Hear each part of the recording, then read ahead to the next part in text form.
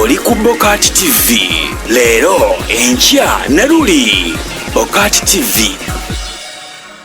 Ku BOCAT TV kwoli nkwaniriza nnyo balakula mpozi ngate otulaba agaliwo agakagwawo gego musumba Pastor Aloysius Bujingo ne mukyala we Suzan Makula ogatteko mpozi era ne mukyala mukulu mukyala Entebbe Bujingo bali mu Kooti mu musango mpozi Mabilizi lawyer gwe yawabira ng'agamba nti bamenya ennyingo ya Constitution Marriage Act 5 ebera 5 eyo gye bamenya.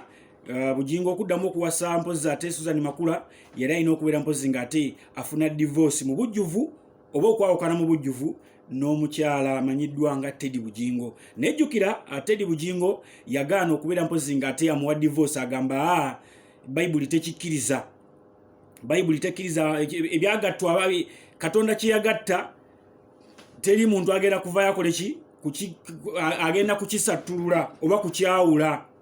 So kati yo omukyala kwabadde atambulira ennyo ku bufumbo obwo ng'alaga nti munnaddiini nnyo naye nga n'omukulu Aloysius Bujingo agamba nti kkiriza obagaana nina okugenda mu maaso n'obufumbo bwange. Ye buvuddeko awo n'agenda n'akyala, bw'amala okukyala n'agenda n'ayanjula, naye ate okwanjula ne bagamba nti bwe bagenda okukozesa ng'obujulizi ku byakatolubwamu okubeera mpozi ng'ate ne gashumba baaliyo mu kukyala ne mu kwanjula. Namba n'agamba ffe twali tugenze ku mukolo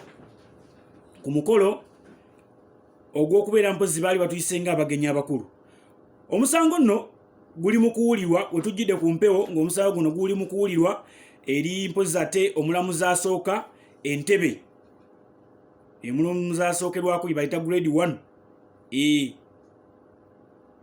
ali mu kuwulira omusango ogwo, naye nga tyentegeddeko nti bali mu kukola kubeera nga beeyimirirwa. Naye nga ate ye omukulu Mabilizi olunaku olwajjo yataddeyo ekiwandiiko ekisaba omulamuzi aleme kukkiriza bantu bano kweyimirirwa lwa nsonga obulamu bwe buli mu matigga. Baagala kumutta mu Bujingo amukubira amasimu agamutiisatiisa n'abantu abalala bamutiisatiisa mu musango gwe gumu ogwo. Kansooke ka vidiyo kano nga bali mu Kooti okalabe.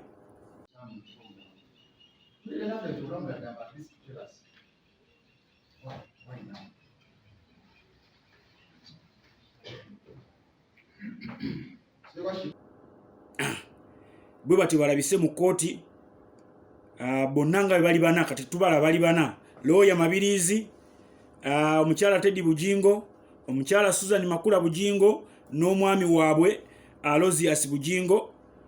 Bwalabiseeko kinajjukirwa yayinako n'emisango era sitiru mu Kooti egy'okwokya Bayibuli ogwo yaguwangula, gwali mu Kooti era enabweru ogwo ne gubeera nga kigambibwa mbu yaguwangula ne gugirira awe gute ne gugenda. Abaffe ekibuzo kiri nti aneeyimirirwa teyeeyimirirwe, anakkirizibwa okubeera mpozi nga yeeyimirirwa oba agenda mu nkomyo. Ebyo byonna bikyali awo. Tugenda kubeera mpozi nga tetuwa updates ku misango nga bwe gutambudde.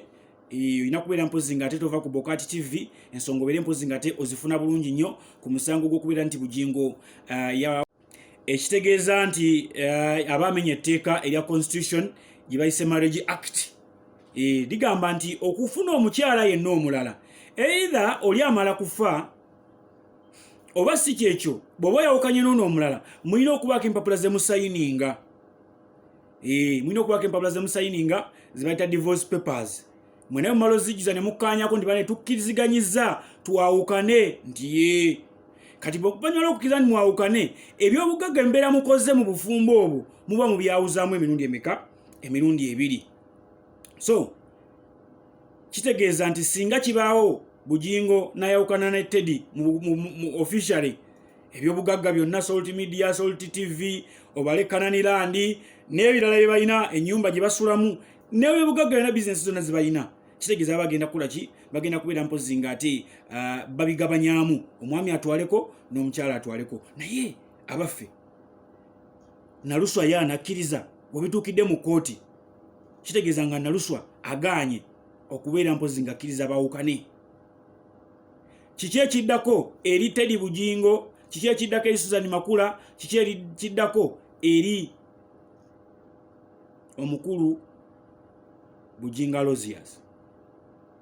wandiikanga no guno w'omusango ng'omuwabi bwa gavumenti aguyingiddemu n'agutwala omanyi Mabilizi bamutwalako nnyo emisango ogwakyagulagi bagumutwalako kadire guno oyinza okwekanga omuwabi bwa gavumenti agufunyemu interest n'agamba state attorney agambye omusango agututte swiki ne bagumunyakkulako ate bwe gutuuka eyo balina engeri gye baguzannyazannyamu oba tokyajulira oba olina genda n'ekyo kibabeera basazeewo mulamuzi kyabeera asazeewo ng'okivaamu ng'oddaali wabbali so kati yeyo embeera eri mu ggwanga lyattu Uganda.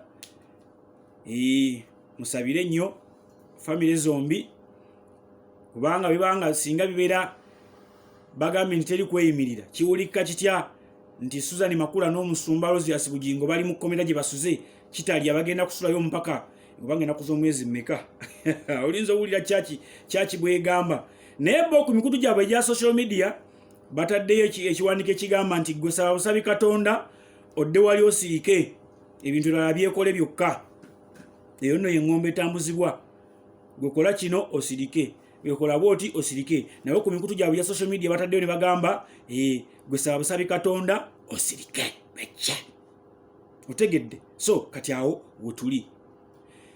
Nyongera okwebaza gwabadde naffe ng'otugoberera bulungi nnyo ku BOCAT TV emyaka gyonna obali okubeera mpozi ng'ate otumbula. Suzan birungi ogamba otya Moti nembuuza kuvaala nakazibu ogamba otya ndabira omuko bamweyana nembuuza ku Imenansi ogamba otya Dubai Rema Dubai ogamba otya Shirat Love Shirat Shilafu omongole deiki ategattako n'abalamu enna abatugoberera ennyo obulungi wano obutagambika. Kale munindirire ate mu kitundu ekiddako awo nga nkomyewo n'omusango nga bwe gugenze ne kansoke mbalekerera awo mubere bulungi mweraba. Oli ku BOCAT TV leero enkya ne luli BOCAT TV.